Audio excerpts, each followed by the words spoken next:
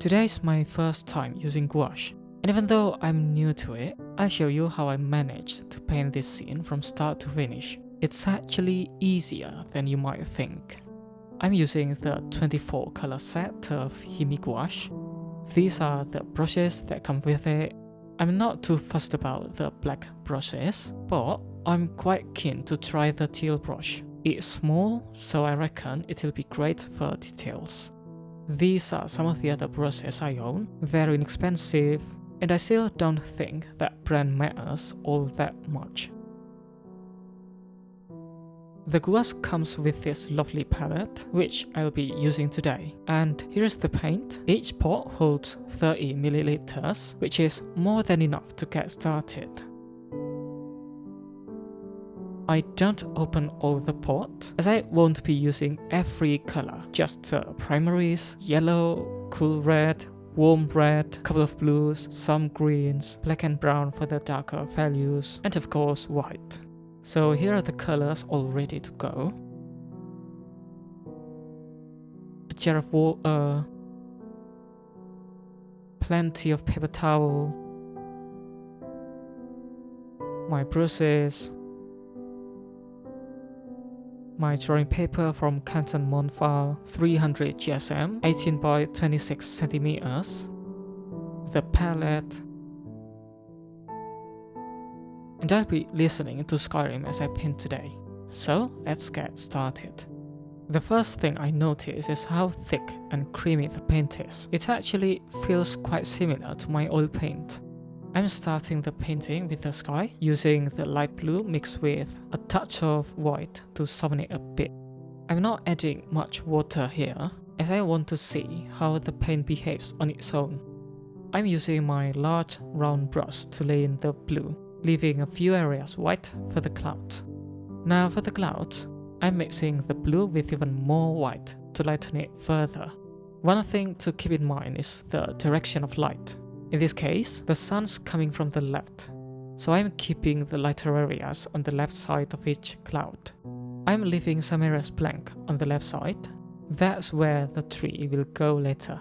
Now we're ready to add the mountain in the background. It'll be a bit darker in value as it's closer to us than the sky. I'm adding a lighter value here to create a sense of depth in the mountain. So some mountains will appear closer, while others will sit further back. Don't worry too much about cleaning the brush at this stage. A bit of leftover color actually helps create natural variations, so things don't end up looking too flat. I also like to add a bit of texture to the mountain here and there, using my small brush. Nothing too precise, just a few random marks to break it up. Now let's add the tree, starting with the bark. It's more of a silhouette, so the bark needs to be quite dark, almost black. For now though, I'm blocking it in with a dark green. This will form the base of our tree. Don't forget to add in the smaller branches. They really help make the tree look a bit more natural and believable. And a few even finer branches like this. Now that we're working with darker values, let's add some distant trees in the background. They'll sit nicely behind everything. No need for detail here, just simple silhouette to suggest the tree line. And we'll use the same dark values here as well for the bushes. I'm switching to a small round brush here, just to see if it makes it a bit easier to shape the tree top. And here, I'm switching back to my flat brush. I think it gives a more natural result. I'm just using the corner of the brush to tap in the foliage. The paint's already dry here, so let's go in with a second layer to deepen the tones. I'm using the same dark green again, but this time I've mixed it with brown. As you can see, the tones come out darker. I tend to avoid using black, as it can make the shadows look a bit flat and lifeless. Now it's time to add the leaves to our tree. I'm starting with the darkest value, and I'll gradually build up the lighter tones from there. Don't be afraid to tap in plenty of dark leaves here and there. The more you add, the fuller and more natural it'll look. Just make sure to tap lightly with the corner of the brush if you're after smaller leaves. and they don't all need to be connected. A few gaps here and there will help it feel more natural. Here, I'm adding the dark values for the bushes and distant trees. When layering gouache, it's best to wait until the previous layer is fully dry. That way, you avoid muddying the colors. It's actually quite similar to the indirect layering technique in oil painting, not a la prima. You build up the values and colors gradually, layer by layer, letting each one dry before adding the next. It gives you much more control and keeps the colors clean and rich. The difference is, with gouache, you don't need to wait days for it to dry. Just use a hairdryer and it's ready in seconds. So here we're adding depths of dark leaves. This tree sits outside the frame, so we're only seeing the foliage. Just a few touches to suggest its presence. Let's build up the values here. I'm using my mid-green for this layer. The aim is to cover some of the darker areas we added earlier, but not all of them. You want the layers to sort of intersect, sometimes painting over the darker values, and other times adding fresh depths in new areas. And do keep the light direction in mind. Since the sun's up in the sky, we'll add this mid-green mainly to the tops of the bushes, where the light would naturally hit. Just like with the clouds, the sunlight's coming from the left, so for these bushes, we'll place the mid-green mainly on the left side to show where the light's catching. This bottom area here will be our grassland. It's fairly light, with just a few darker patches. Mostly we're seeing the top surface, like we did in the bushes, but in this case, it's grass rather than foliage. This area's dry now, so let's go in with a lighter value over the mid-green. Same technique as before, layer the light green over the mid-green, and occasionally add fresh touches in new areas. For this light green, I've mixed in a bit of yellow to warm it up.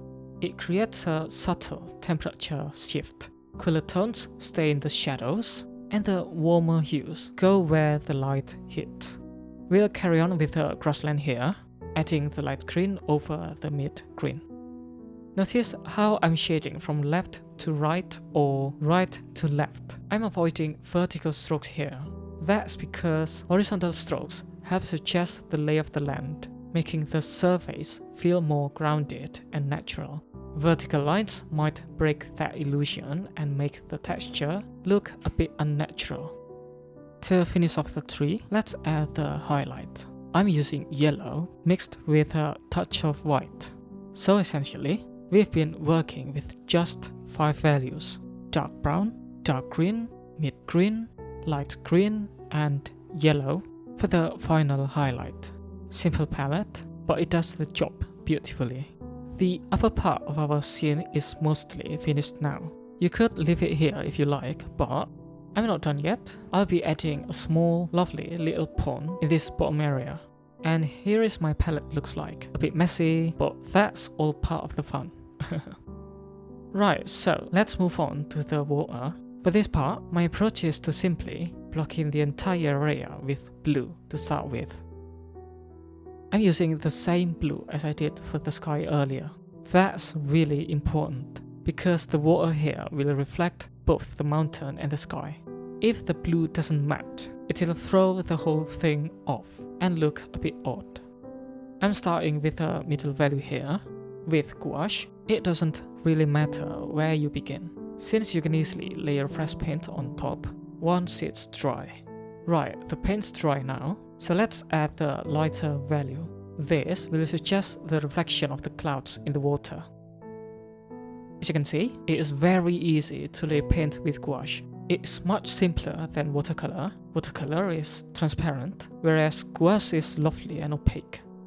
And just like before, I'm not too fussed about cleaning my brush here. A bit of leftover color creates natural variation, which helps keep things from looking too flat. I'm also keeping my brushstrokes horizontal. This gives the impression of calm, still water, and helps suggest that soft reflection across the surface. Right, so adding a bit more of that lighter blue here helps things stand out a bit more. Notice I'm not using pure white here. Before we finish off the water, I'd like to block in the shadow areas on the grass. I'm using the same mix as before, dark green with a bit of brown. Don't worry too much if you make a mistake here. Gouache is quite forgiving. You can always layer over it once it's dry.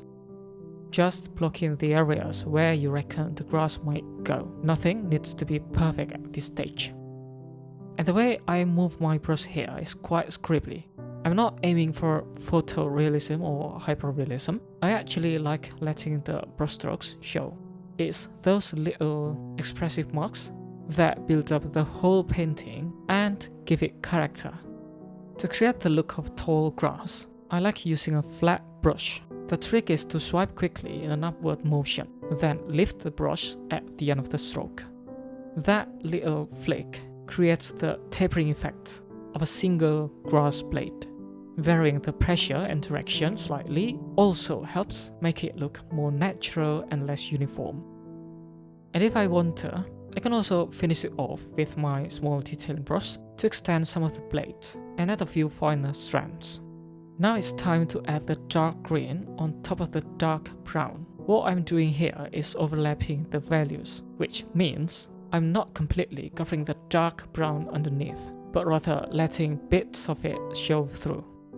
And sometimes you can also create a broken paint effect using the dry brush technique. That means using very little water in the paint, so it's almost dry. Moving on, let's fix our grass line here. Some areas are still white, and I like to cover everything with paint. To achieve this, simply paint over the white areas, making sure to overlap slightly with the darker value underneath. And then, with the same mid-green paint, we add the reflection in the water.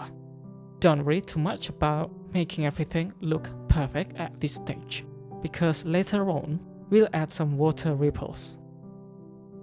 And now, still using the same paint, we gotta add the tall grass. As you can see, I'm using my small flat brush. It's actually quite hard to control, but that's perfect. I don't want everything to look too neat. The irregularity helps make it look interesting. I made a mistake. I don't like the grass. It's a bit too tall for my liking. Luckily, gouache is very forgiving, so I can just paint over it with dark green. I'd also like to add some tall, bright grass here in the corner, just to fill the space a bit so it doesn't feel too empty. Also here in the corner, I already like the silhouette effect, so just a few bright grass blades will do. Of course, the grass still looks a bit flat because it's lacking highlights, so let's add some highlight touches using bright yellow paint. A few broken dabs of paint here and there, especially layered over the dark values like this, will create a really nice, interesting effect. It gives the grass a bit of sparkle and makes the texture pop. And let's not forget to add highlight to our grassland above as well. This is looking great already, but I'm not finished yet. You know what's missing? It's the mountain reflection. So I've mixed a dark blue, similar to the color of our mountain earlier, and I'm painting it over part of the water area here. For this, I'm using the dry brush technique again to create that broken paint effect. I like to let the layer underneath show through. And a touch of dark blue over here will help spice things up a little bit, instead of this lame flat light blue. Now, we gotta add the water ripples. I'm using pure white for this. But since my brush still has a bit of color on it, the white isn't too strong. If you want to create a stronger white, you can always layer the same paint again once it's dry. And of course, the painting wouldn't be complete without a few water lilies. So let's go ahead and add some in. I'm just using white paint here. I know it should be green, but that's alright because I'll be glazing over them later. And once they're dry, I can just glaze over them with yellow like this. It creates a very interesting effect. And to make them look like they're floating in the water, we need to add a bit of shadow underneath like this. And that will complete our painting. It's been a fun one, layering colors, playing with texture, and building up the scene bit by bit. I hope you enjoyed following along. Don't forget to like the video and subscribe for more painting tutorials. Thanks for watching.